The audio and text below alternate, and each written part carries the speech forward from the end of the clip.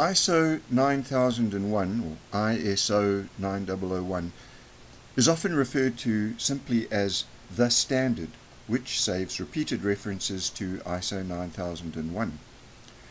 Within the document, the standard refers to itself as this standard or this international standard. Chapters or sections are referred to as clauses. The actual requirements only begin in Clause 4. Clause 0 is an introduction that briefly describes the process approach adopted by the standard. It takes customer requirements as input and delivers product or services as output for customer satisfaction. There is also an encouragement to use the PDCA or Plan, Do, Check, Act methodology for continual quality improvement. Clause 1 covers scope and exclusions. Clauses 2 and 3 cover terminology.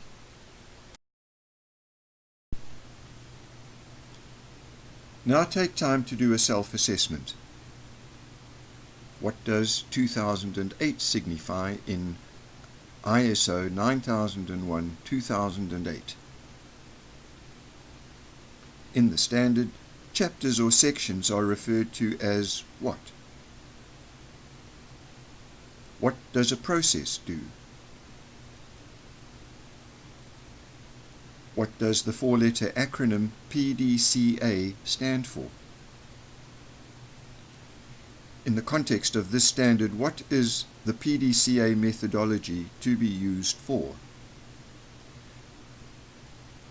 Pause the presentation here and answer all the assessment questions. Then proceed to the next slide to check your answers. Pause and then resume the presentation once you have checked your answers. Clause 4 deals with the requirement for there to be a quality management system, or QMS as it is commonly referred to. 4.1 requires that the QMS be documented and implemented in the form of a system of integrated processes, which shall be continually monitored for opportunities to be improved. These processes shall cover all essential organizational functions such as management activities, product or service realization, and the provision of necessary resources to that end. 4.2 deals with documentation requirements. Specifically required are a quality policy, quality objectives, the quality manual describing or referencing documented procedures, and records which provide evidence of conformity to QMS and other requirements, and to demonstrate the effective operation of the procedures making up the QMS. Take time to do a self-assessment. What does the acronym QMS stand for? A QMS is a what of integrated processes. QMS documentation includes quality what, and a quality what. What documentation provides evidence of conformity to QMS and other requirements? Pause the presentation here and answer all the assessment questions. Then proceed to the next slide to check your answers. Pause and then resume the presentation once you have checked your answers. Clause 5 deals with the roles and responsibilities of the organization's most senior level of management. It is not enough for management to be committed to implementing the QMS. 5.1 states that they have to provide evidence of management's commitment to develop, implement, and continually improve the effectiveness of the QMS. 5.2 places early on in the standard the need for there to be a focus on customers with a view to continually improving customer satisfaction. Take time to do a self-assessment. which level of management is covered by Clause 5. Management shall provide evidence of commitment to continually what? The what of the QMS. What is the purpose of putting focus on customers and their requirements? Pause the presentation here and answer all the assessment questions. Then proceed to the next slide to check your answers. Pause and then resume the presentation once you have checked your answers.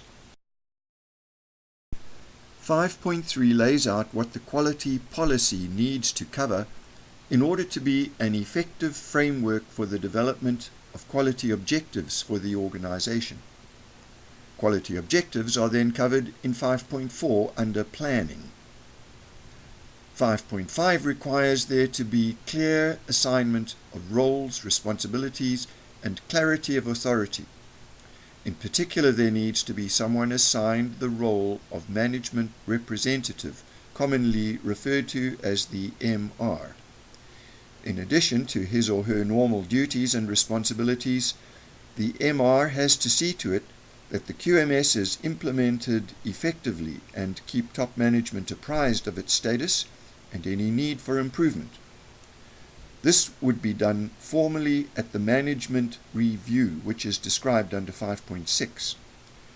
This is a review of the QMS done by top management at planned intervals for the purpose of ensuring that the implementation of the quality policy and quality objectives through the QMS remain efficient and effective, and that any necessary changes take place as required. Take time to do a self-assessment. The quality policy needs to be an effective framework for the development of what? MR is an acronym for what role? The MR does not have to be dedicated exclusively to this role. True or false? The MR reports on the state of the QMS to top management in which forum? Pause the presentation here and answer all the assessment questions. Then proceed to the next slide to check your answers. Pause and then resume the presentation once you have checked your answers. Clause 6 is all about the management of resources. 6.1 is a general statement of why you need resources in relation to a quality management system and enhanced customer satisfaction. QMS requirements for human resources are laid out in 6.2, which describes the organization's responsibility for ensuring competence and training where necessary, and ensuring that staff are aware of the relevance and importance of their activities in the bigger picture of the organization's quality objectives. Management responsibility for adequate infrastructure and provision of a work environment for materials and personnel conducive to product conformity are covered in 6.3 and 6.4. Take time to do the last self-assessment in Part 1. What are the three broad categories of resources covered by the requirements of Clause 6, Resource Management? Who is responsible for ensuring competence and training? Pause the presentation here and answer all the assessment questions. Then proceed to the next slide to check your answers. Pause and then resume the presentation once you have checked your answers.